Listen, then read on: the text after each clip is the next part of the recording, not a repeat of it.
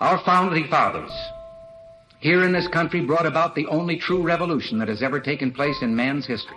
Evolved the idea that you and I have within ourselves the God-given right and the ability to determine our own destiny. The United States of America, the greatest nation in history, ordained by our founders to be guided by divine providence.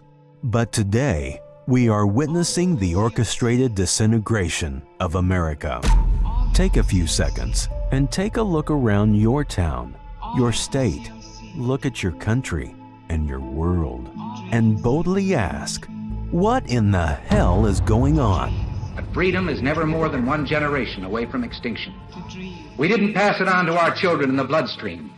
The only way they can inherit the freedom we have known is if we fight for it, protect it, defend it, and then hand it to them with the well-taught lessons of how they in their lifetime must do the same. Welcome to the podcast Project Third Eye Opened, where we dare to question with boldness the events that are unfolding around us that others won't. At the end of the day, it is we the people who will decide the destiny of the nation. Now, introducing your host, Tony L.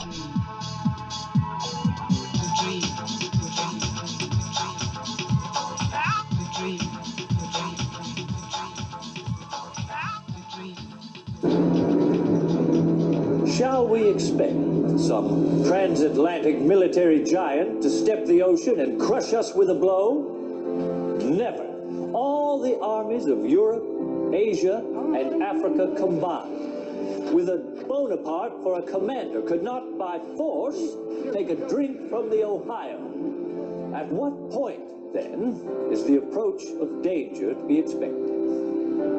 I answer that if it ever reach us, it must spring up from amongst us, cannot come from abroad.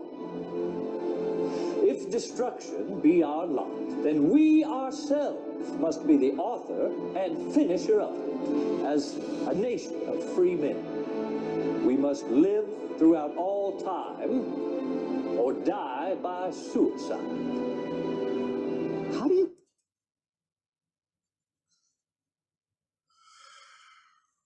Greetings, America. Yes, I am back. It's Tony L, and you're experiencing another podcast and video cast presentation of Project That I Open. I'm back after a relatively long break, but I'm back. These are interesting times in which we live, in which we exist. And I want to start off this presentation by those prophetic words by Abraham Lincoln.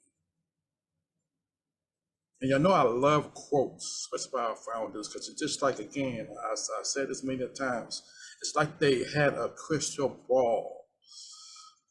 They were such students of history and I guess you could say human nature.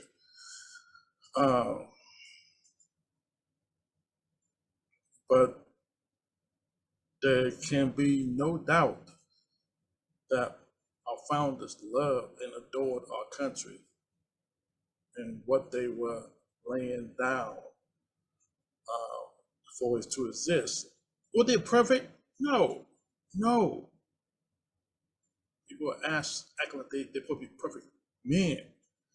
But by being men, by being human, by the very nature of our creation, we were born in sin. And so therefore we can never be perfect.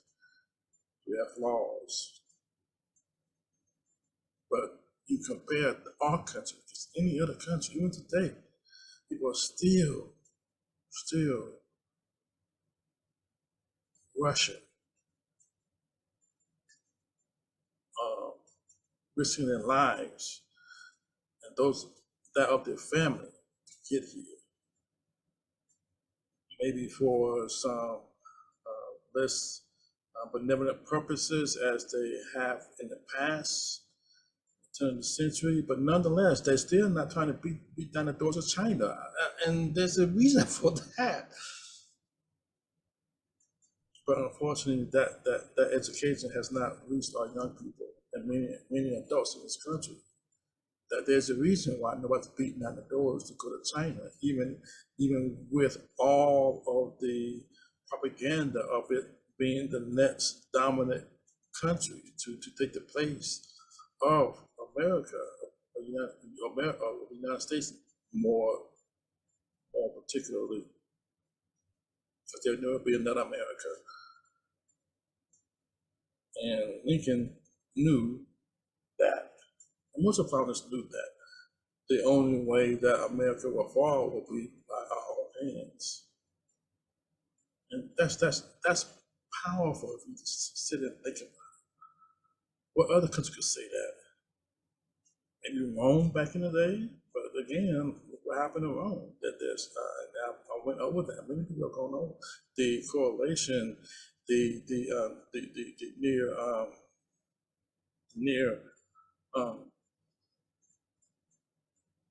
mirroring what's happening in this country today and what happened in Rome. There's a lot of parallels that can be drawn from that. But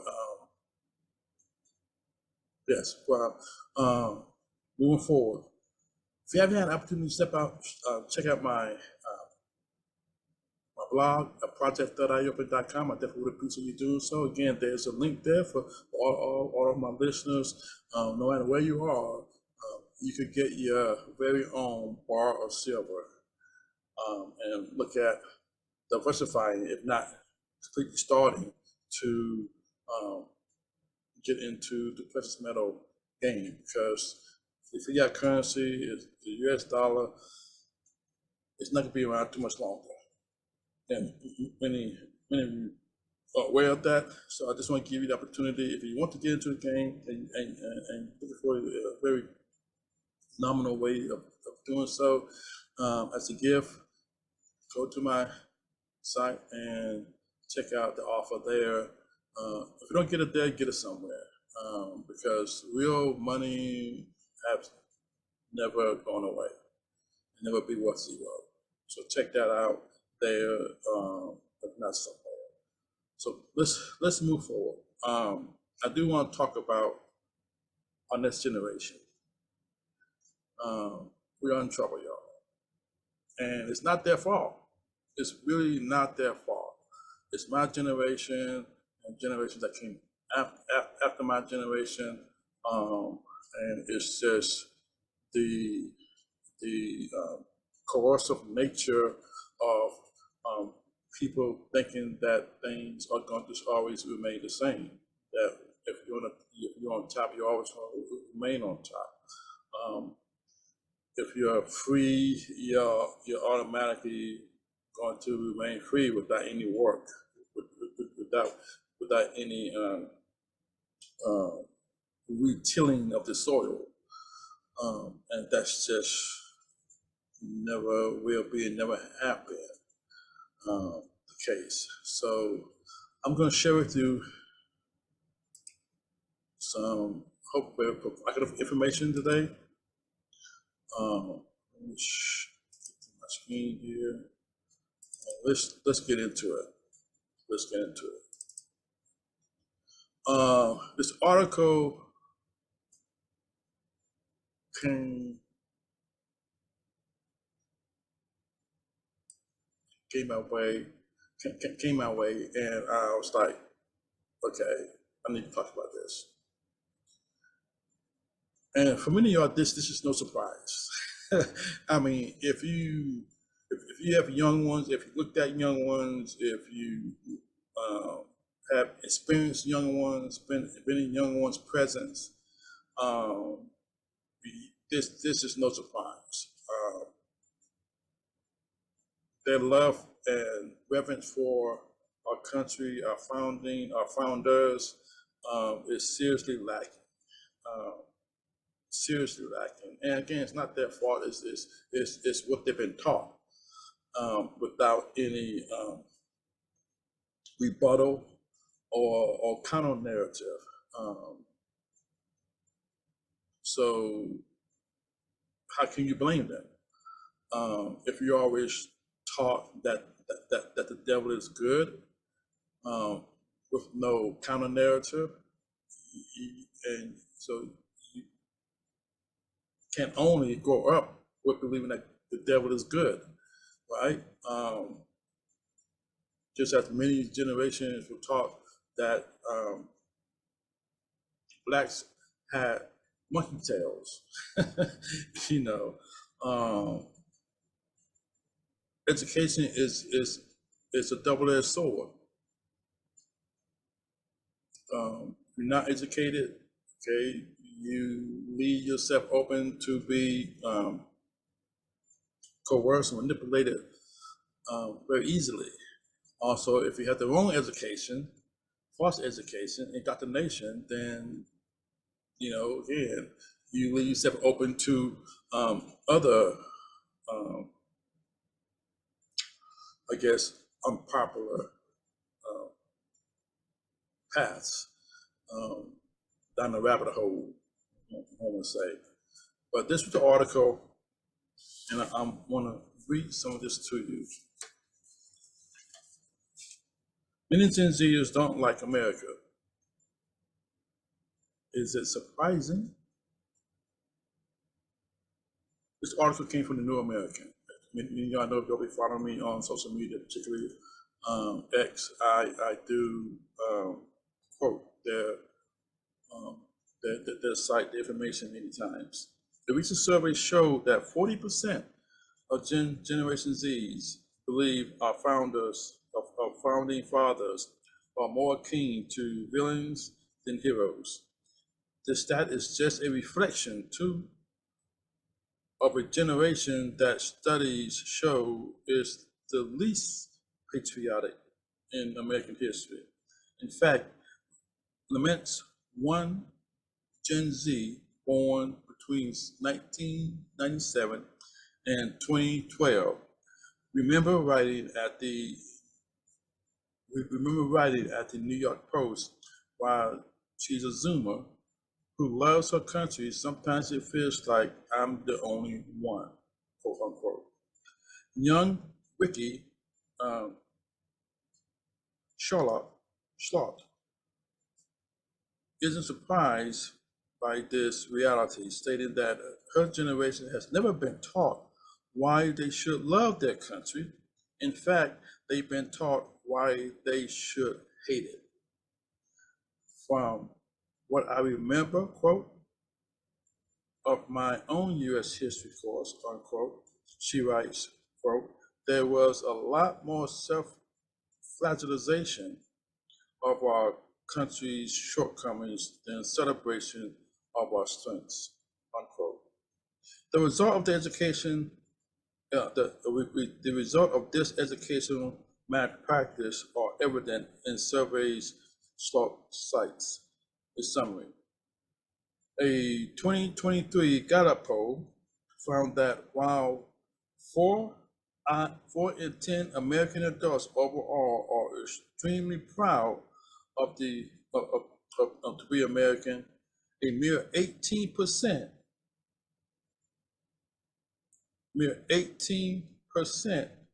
in the 18 to 34 age group expresses this sentiment, and I will go through that Gallup poll in a few minutes.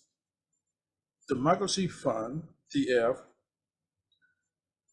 voter study group data reveal that 3/4 of Gen Z say that the nation requires significant change, quote unquote, while 2 in 3 agree that America is an unfair society, quote unquote, writes Schultz.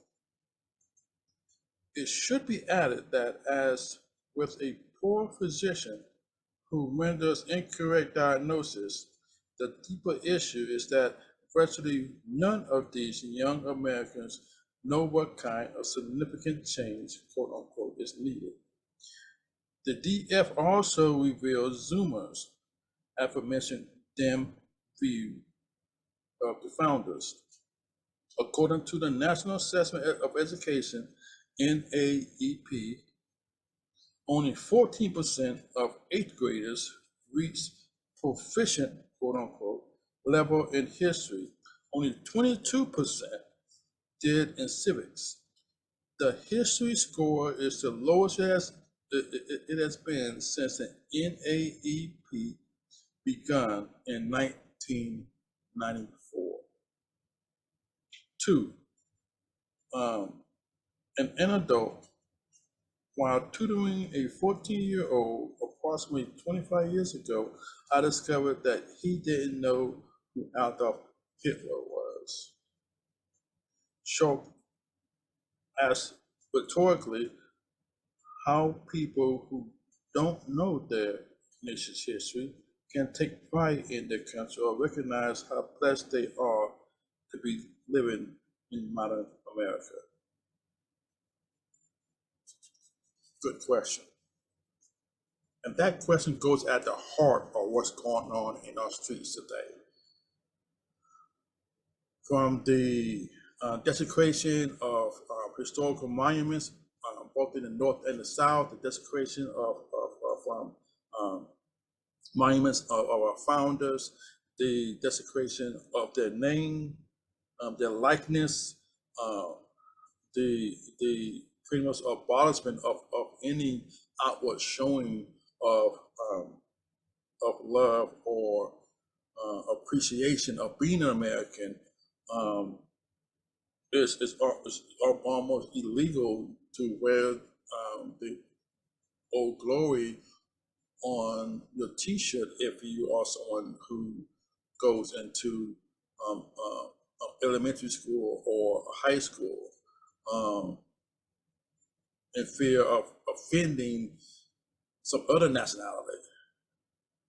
I mean, that's akin to you having a guest in your home and they get all the rights.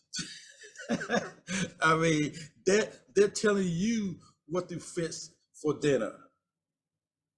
They're telling you what you can and cannot wear as to not offend them.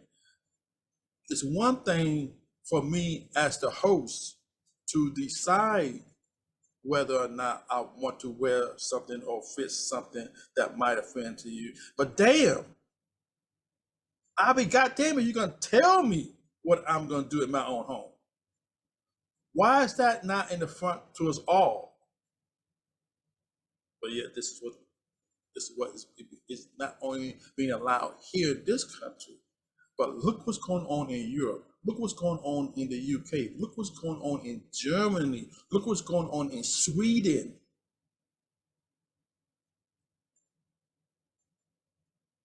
Look what's going on in New York. Look what's going on our college campuses. Other nations, people from other nations are coming here telling us what we should or should not do in our own home, what we can or cannot say in our own home, what we can or cannot wear in our own home. And politicians are picking up on that and choosing their side.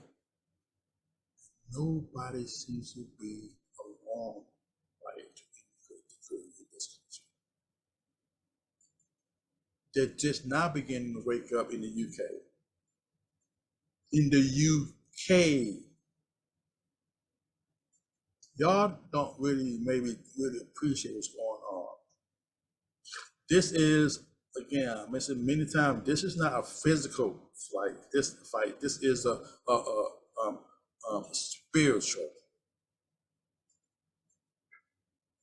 If our enemies, like China, like communist Russia, like Russia is still communist, like communist China, we correctly label China as being communist for sure, and like communist North Korea, if you don't see this going on in that country, and I'm giving the devil his due, but as we rot from the inside, who do you think is going to be left to take the pieces up? Who do you think is going to be left, is going to be left to stand over our corpse and take advantage of our self-mutilation?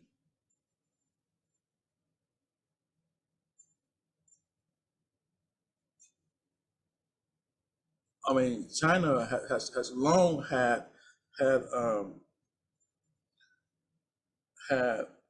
a philosophy of winning a battle without going to the field of fight.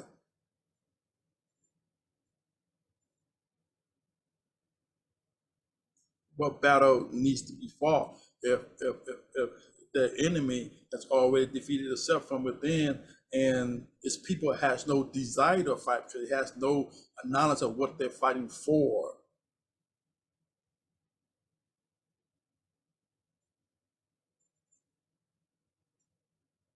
Our forefathers won battles that they should not have won because they had something to fight for. America, Americanism. If that's no longer the case,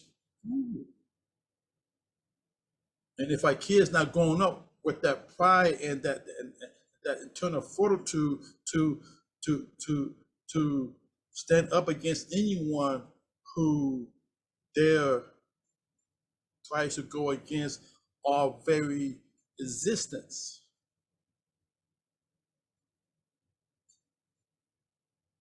the very belief that man can govern themselves, that man have the natural God-given right to be free, to be able to make their own choices, to be able to have the right to life, liberty, and the pursuit of property.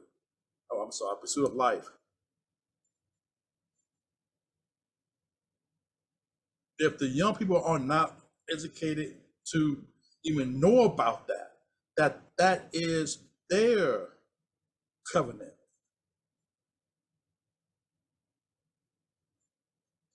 If they don't know what they have, if they have no real understanding what is socialism, what is communism, if they never seen the atrocities that's going on in Venezuela today,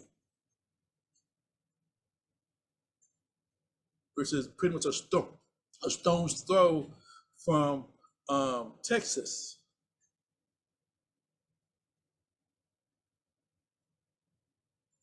If they don't know the atrocities of Adolf Hitler, of Stalin, if they don't know the differences between communism, capitalism, and socialism, they never been taught that. Then yes, no, I do not blame them for just willing to surrender their birthright, because they do it ignorantly without knowledge. I don't blame them, but it's not an excuse. It's not an excuse. Let's move forward.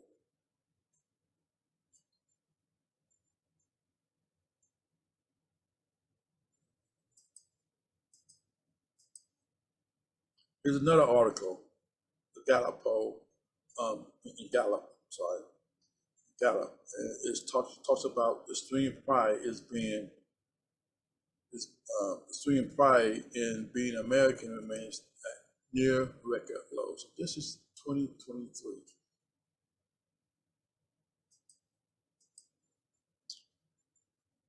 I see this. U.S. adults' pride in being American between 2001 to 2023 has cratered. In 2001, those who were extremely proud or very proud of being American was 87%. Of course, 9/11, that shot up to 90 to 91%. But then ever since then, it's been going down. So now 2023 is those who are extremely proud of being American is at 67%. Those who are extremely proud, just simply extremely proud, is down to 39% in 2023. You think it's gotten better? in 1 year.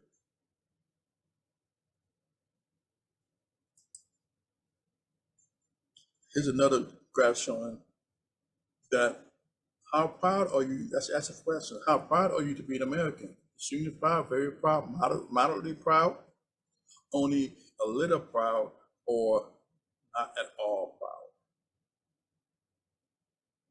It mirrors pretty much the other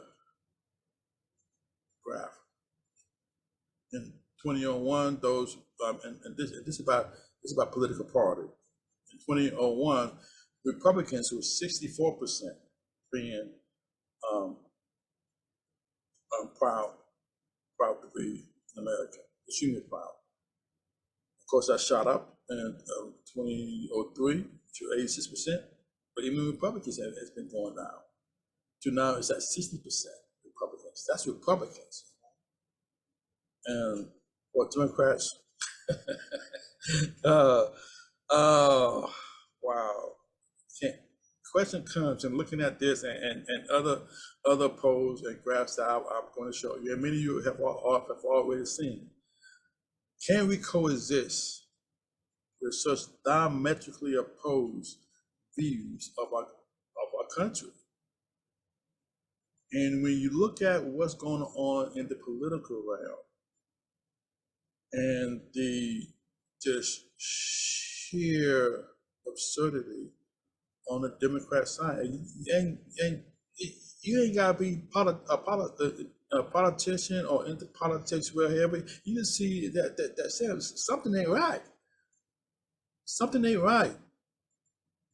One political party could almost really be almost like our enemy, working against everything that we traditionally have held of value. They're totally opposite, because they're down to near 30%. They've been down as low as 26% as far as being extremely proud of being American. How can we coexist? And what's in their water? I mean, they must have never been to South America. They must have never seen or spoke to anyone from Venezuela or from Cuba, for that matter.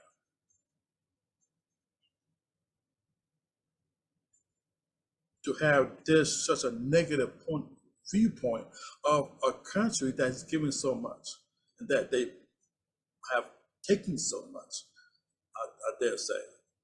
Because the poorest person in this country is like the richest person in any other third world country. And yet we're willing to just piss it all away.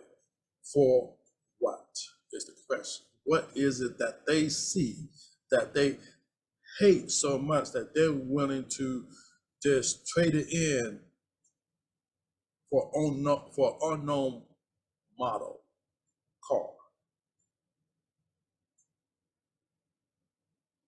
What is it that they see that's so repugnant to them that they're willing to just throw it all away for the unknown? Because if they have no idea the differences between socialism, communism, and capitalism, American capitalism, then they're willing to throw away American capitalism for what? I will ask them. Because if you look at what the Democrats are espousing, when they say they want to abolish Christendom, they want to abolish Americanism, they want to abolish the teaching of Americanism, what are they proposing to put in its place that is as good? I'll wait.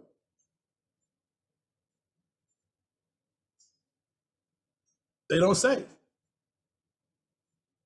They don't say, but they do know. Yes, yes. Many of them, particularly at the top, they know that they don't, then they're doing it out of greed and with no care of their own generation that's coming up after them, which is criminal to me.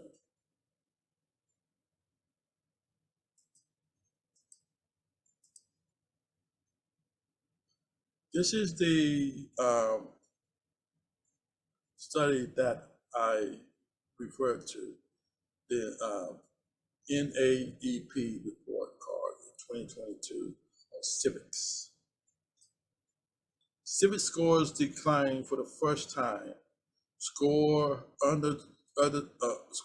unchanged compared to 1998. In 2002, the average civic scores in eighth grade decreased by 2 points compared to 2018.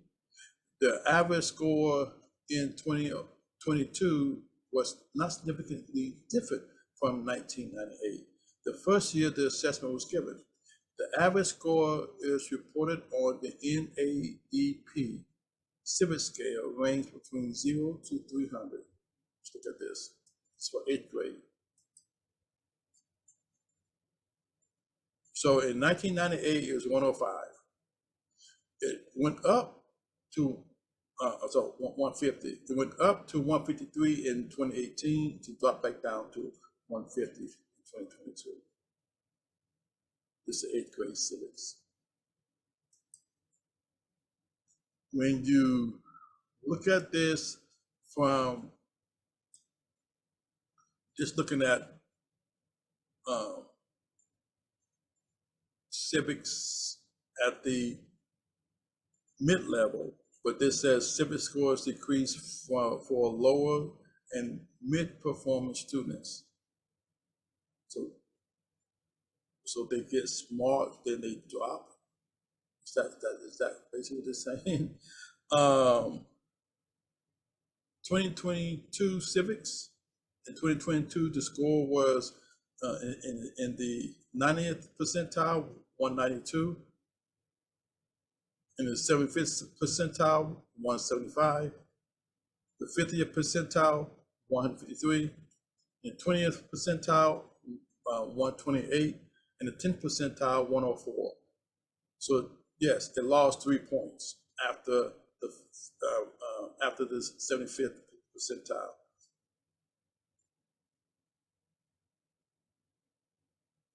So the education change at the lower percentile.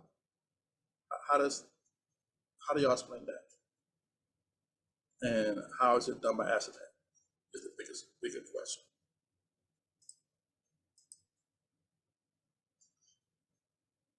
Goes on to say, nearly half of eighth graders report taking a class mainly focused on civics or U.S. government. Half. Not learning about civics, not learning how the government works. Those of you who are of 1960 babies or younger, remember conjunction, junction, what's your function? We had that Saturdays, teaching us how bills were made through Congress, how bills became law. We were taught this on TV, in commercials, on Saturdays, between cartoons. We were a different country back there. These kids these days don't get any of that kind of information. Not in the schools, not on TV, definitely not at home, many of them.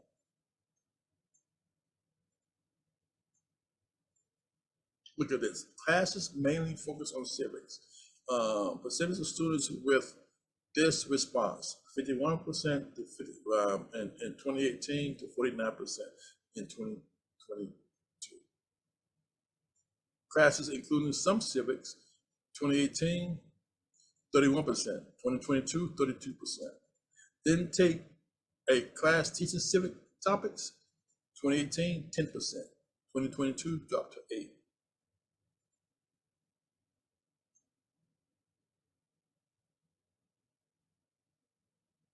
You ain't done my accident, y'all. God, I have to keep going over this.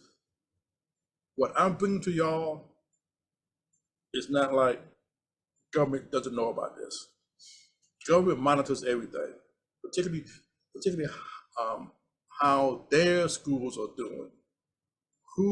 What is coming out of their schools? I'm saying their schools because they create the curriculum. They know what's being taught in their schools. They know the products that come out of their schools. If they wanted to change this, it would be changed. Just as Kennedy back in the day challenged us to start educating and producing scientists, mathematicians, to go up against Russia, to put a man on the moon. When's the last time you heard a charge like that from DC, the president? Exactly. Here's another article from Washington Post. We have a civics education crisis and deep divisions on how to solve it.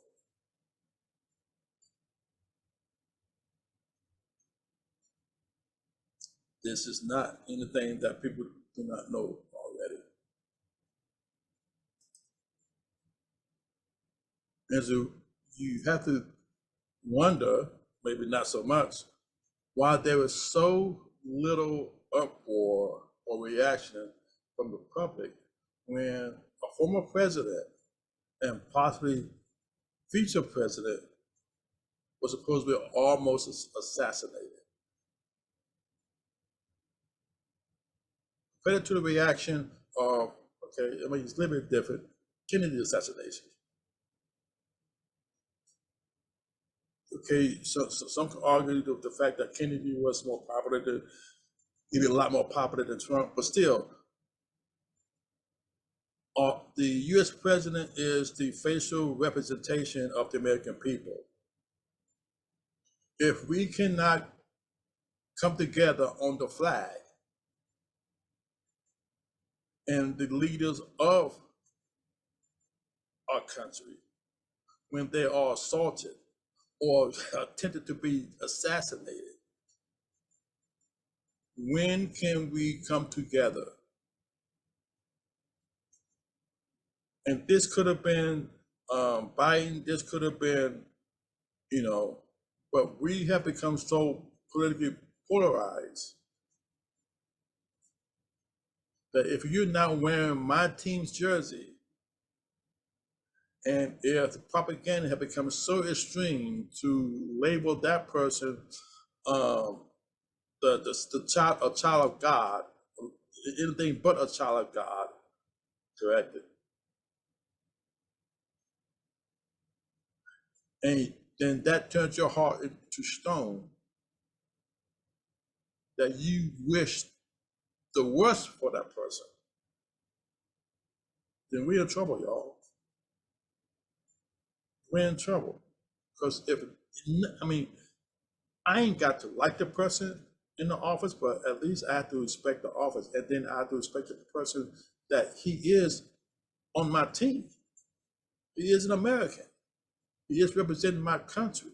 Now, if you get to the point that he is working against my country, then that's a whole different conversation. But still, you're not gonna wish ill to that person.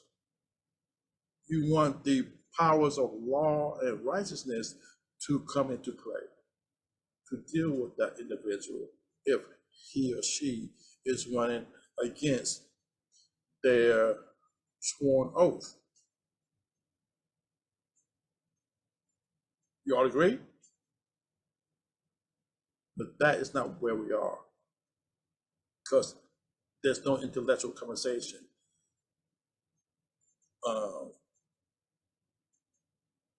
being allowed to exist in this environment. It's all emotion, it's all feelings.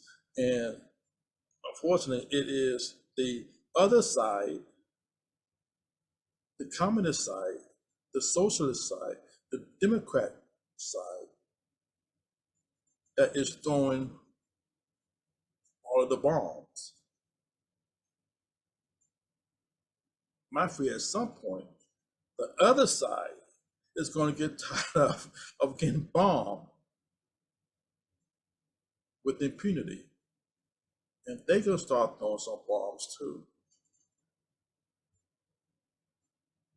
It can't be one sided forever, y'all. But let's hope that cooler heads prevail. John Hopkins spoke about the changing generational values, and this is going to go into defining the differences between the generations. Because we hear Generation Z, Generation X, Boomer generation, we hear that, but what does it mean? We're going to go into that. Okay, baby boomers are those born from 1946 to 1964.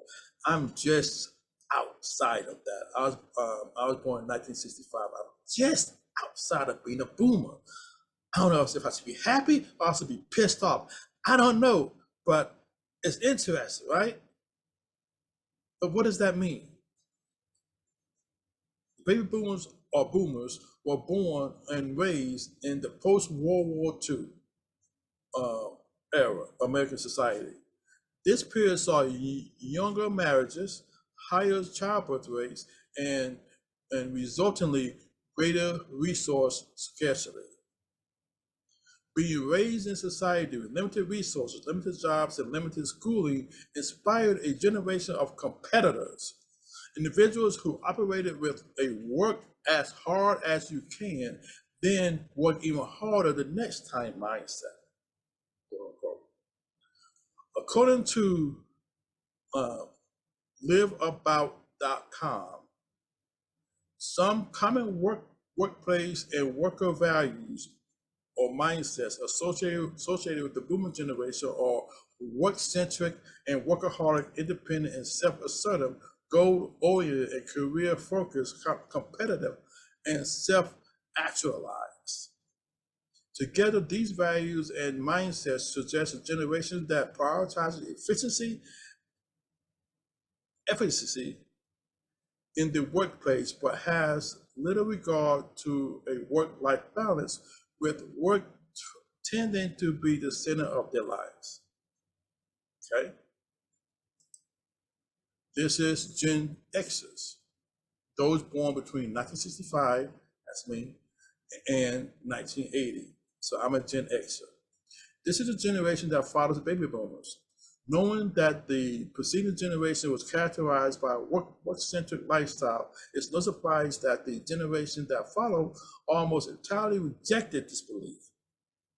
Gen Xers were raised in a time characterized by early technological developments, analog to digital, transformative social political change, and minimum adult supervision.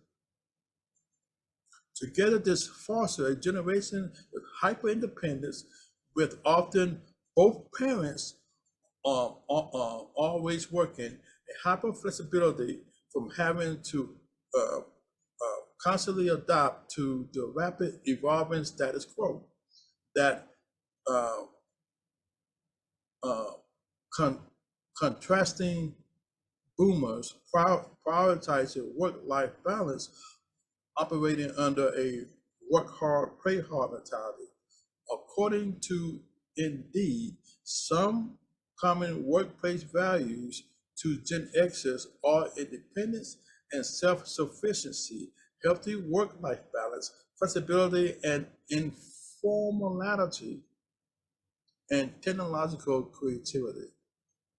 That's me. Okay, so what came after me? Gen Y, those born between 1981 and 1996. Gen Y, or more commonly known as millennials, followed Generation X and preceded Generation Z. Millennials are the most populated generation and compose the majority of today's workforce. Approximately 35%, according to the United States Bureau of Labor Statistics, which make their upbringing and workplace value especially of interest to employers. As the name suggests, most millennials are raised at the turn of the millennium, serving as the last generation to see life before and after the complete digital takeover.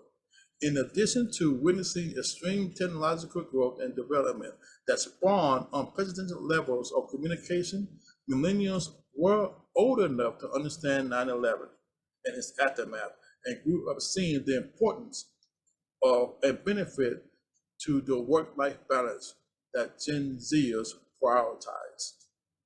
These childhood environments resulted in a highly progressive, apathetic generation that was the first to integrate moral values into the workplace, striving to only work in environments that align with their core social, political values, even at the cost of pay cut. The millennial workplace mindset is best described as work hard, play harder, but try to only work where you can see yourself play. According to Halo, and indeed, some common workplace values essential to the average millennial worker are personalized and frequent internal communication, diversity and inclusion, flexibility, remote options, teamwork, professional growth and professional development emphasize on learning new skills. Now I just want to pause and focus in on that teamwork.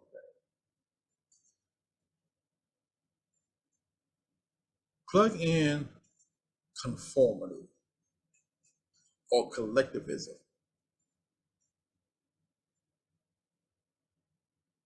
And see how that flows. That's what I see. That's what I experience. Collectivism. Teamwork. I remember almost being forced to be in a team when I work very well by myself. Sometimes better by myself, depends on who's in the team. But by this being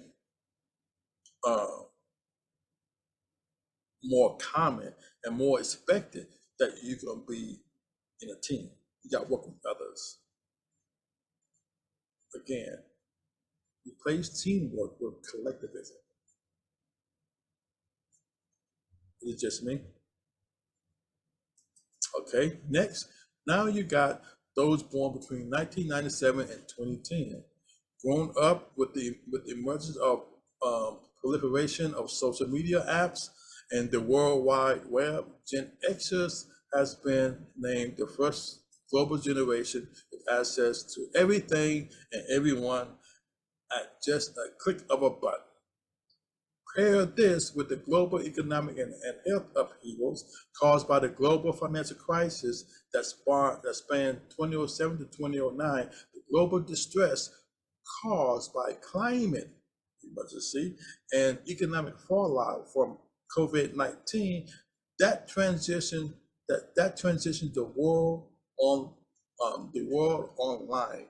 We would expect this lack of stability will produce a generation of similar values and beliefs to those of boomers.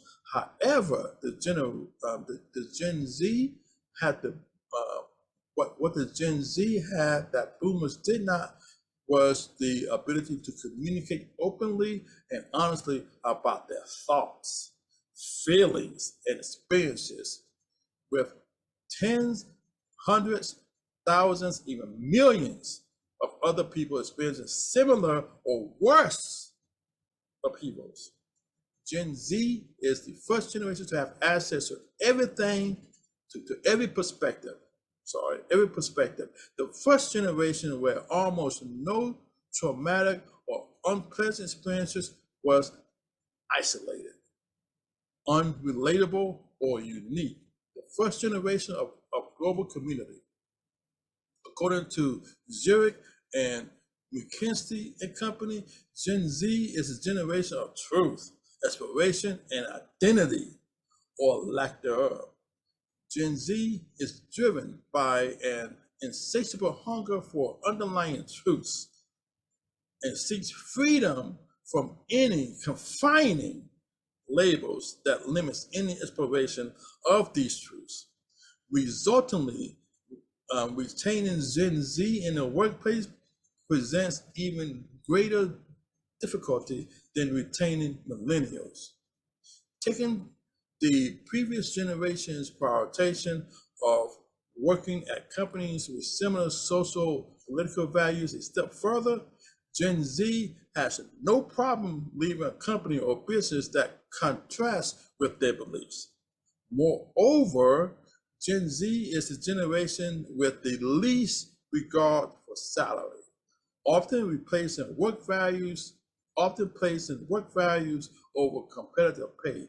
For this generation, these values include meaningful work, diverse and inclusive company culture, mental health prioritization, open and honest communication, stability and balance, professional growth and development, collaboration, autonomy, and flexibility, emphasis on remote work options. Woo-wee! Boy, so many options. It's like a smorgasbord. I mean, I'm just tingling all over because there's just so much going on. How do they even get out of bed?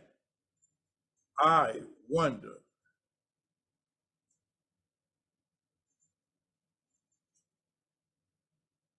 Now, does this seem like a culture that you honestly get to know your neighbor? Does this seem like a culture of masculinity? Or is hyper sensitive all about feelings, emotions, likes and dislikes?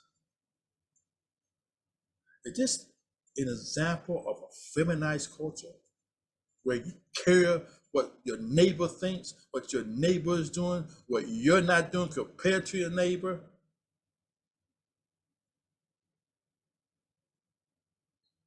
Or is it more like the boomers, Xers, where it's more masculine? You didn't hear about all this sensitive and caring about what someone else thinks, what someone else is doing. You're trying to do you.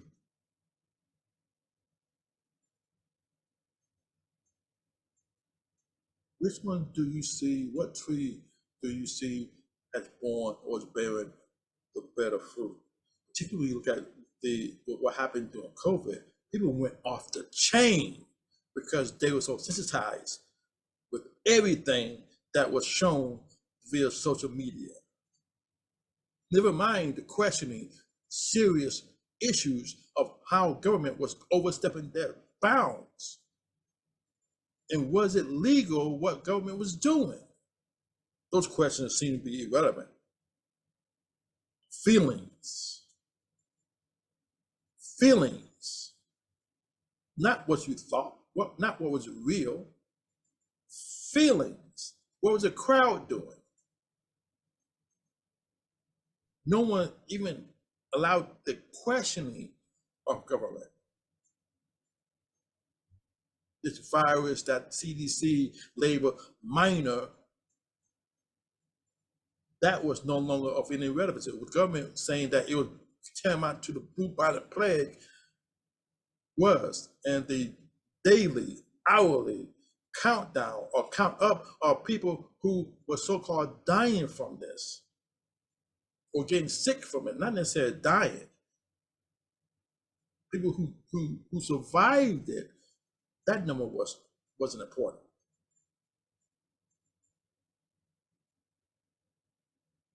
That's this generation pushed that. So let's move on. So when we look at, again, the question of socialism and capitalism, particularly when it comes to young people, is something to really, really be concerned about, because again, we're in the generation of feelings, not education, not understanding, feelings. And socialism, giving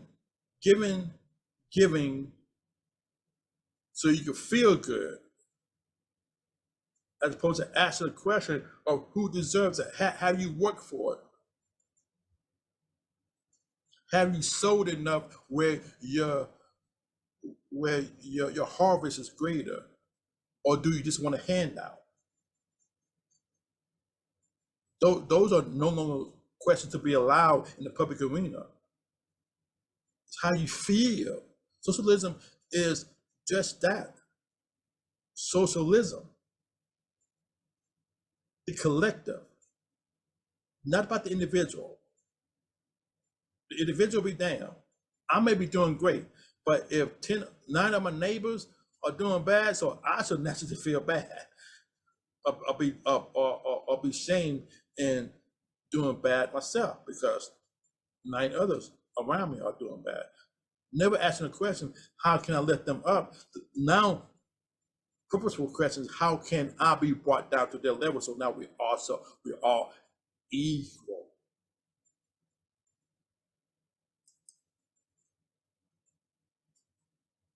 Here we are.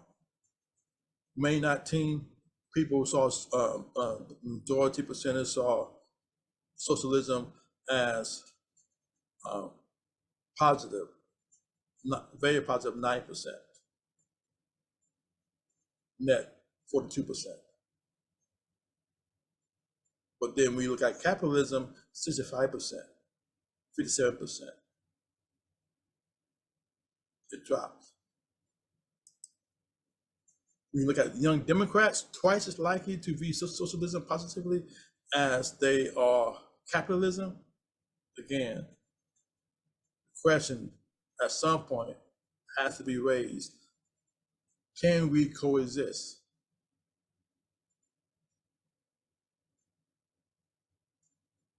Because equally yoked means that the 2 oxes tied together at the yoke have to be willing to go in the general same direction.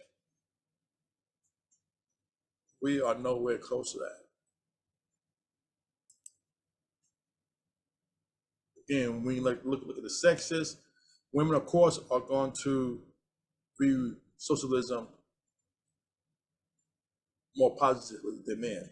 Because socialism is a feminized economic structure. It's a nanny state. So therefore, that's the one that women are going to gravitate towards more. That's why LBJ instituted brought socialism into the home of the Black community, because now the Black woman no longer needs the presence of the male, because the surrogate male is not government. Government is not giving the Black female, in the large case, everything that the Black male or Black man or man general, this in general, was given. Security, safety, the masculine ego. Same thing. When you look at, that's a question where states more say capitalism gives all people an equal opportunity to be successful than say this about socialism. So I'm confused. I'm confused. Are you confused? I'm confused. How can you say capitalism gives all people equal opportunity to be successful, but then you want to dismantle capitalism? It's just the two don't, it's contradictory to each other. Positive views of both socialism and capitalism have slipped since 2019.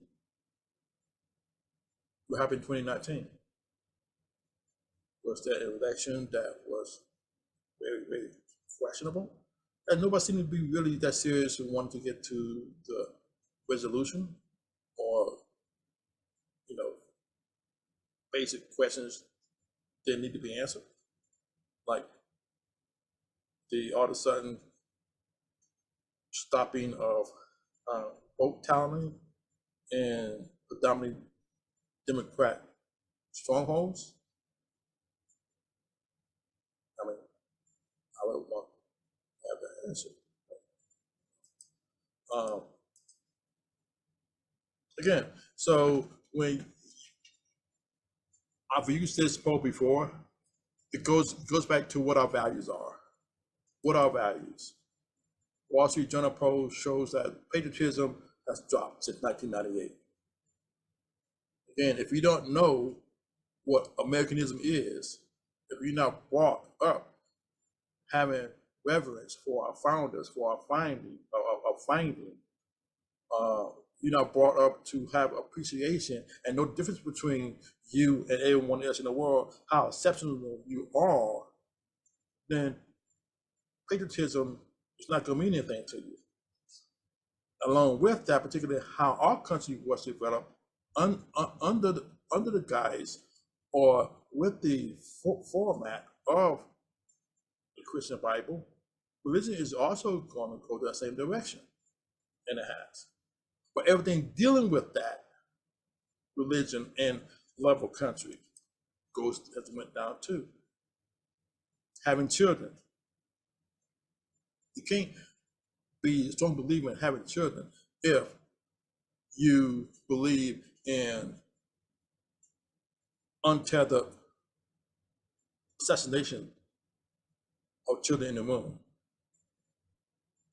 and to believe that same-sex marriage is going to grow a healthy family environment, because two men can't have a child, two women can't have a child. It's just naturally not going to happen. And if you, according to this graph, money is the only thing that value is going up, then you automatically are going to be in conflict with everything of high value. That's where we are. That's where we are.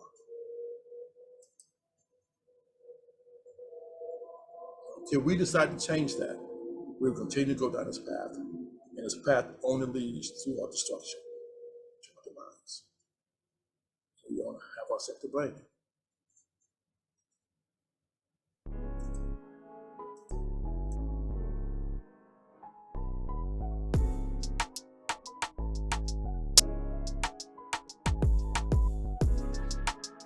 Thanks for listening to today's show. And don't forget to like and subscribe to this podcast. And look for Project Third Eye Open on your favorite social media platforms.